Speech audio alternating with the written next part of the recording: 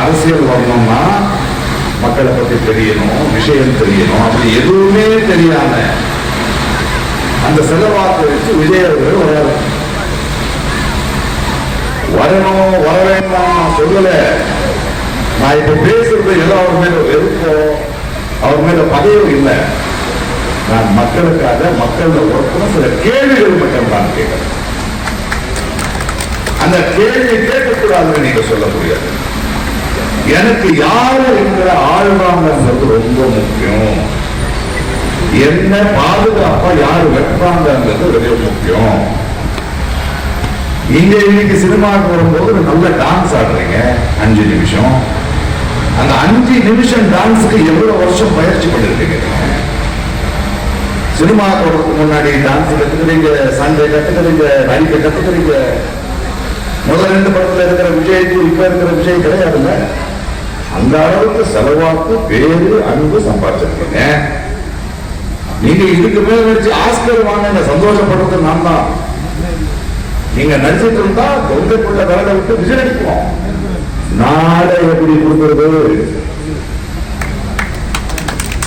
ஒரு நாடு எடுத்து கொடுக்கிறது. நான் உங்க கையில ஒரு நாடு கொடுக்கிறதுக்கு என்ன தகுதியை நீங்க எனக்கு ஒரு நம்பிக்கையை கொடுத்திருக்கீங்க? இருக்கிற எல்லாத்தையும் விட்டுட்டு வந்துட்டேன், எல்லாத்தையும் விட்டு கொடுத்து வந்து சொல்றீங்க.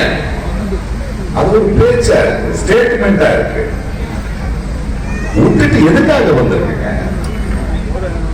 காந்தி எல்லாத்தையும் விட்டுட்டு வந்தாருன்னா நான் நம்புறேன். அதுக்கு ஒரு வரலாறு இருக்கு. இன்றைய வரைக்கும் ஒரு எதுக்கு விட்டுட்டு வந்தாங்க? இப்படி எத்தனையோ பெரிய பெரிய தலைவர்கள் எல்லாத்தையும் விட்டு கீழே இறங்கி அடிபட்டு மக்களுக்காக பேசி பேசி நம்பிக்கையை வாங்கி அப்பேற்பட்டு எல்லா விட்டு வந்த தலைவர்களாலதான் இந்த நாடு வளர்ந்திருக்கு. அது நீங்க ஒரு 5 வருஷம் எதிர்கட்சியா எப்படி இருப்பீங்க? என்ன பண்றீங்க? உங்களுக்கு எத்தனை எம்எல்ஏ இருக்காங்க? அவங்களுக்கு என்ன தெரியுமோ? இந்த தொகுதி தெரியுமா? எப்படிங்க இன்னைக்கு நான் இங்க வந்து பேசுறதுக்கான தகுதி எனக்கு எப்ப வந்திருக்கேன்? 10 வருஷமா பேசிட்டு இருக்கேன் அரசியல்.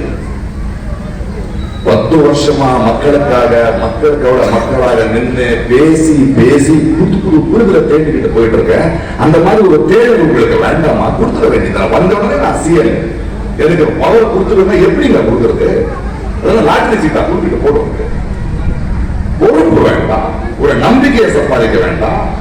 உங்களுக்கு பெரிய செல்வாக்கு இருக்கு, அன்பு இருக்கு. ஆனா அது உங்களுடைய நடிப்புக்கு. அது சும்மா இல்லைங்க.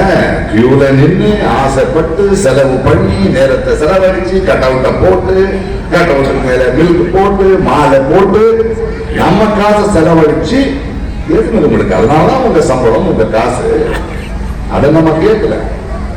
ஆனா நீங்க இன்னொரு சினிமா பண்ண வந்து நின்று பார்ப்போம். ஆனா அரசியல் மக்கள் நாடு கையில கொடுனா நான் சில கேள்விகளை கேட்க வேண்டியது என்னுடைய கடமை.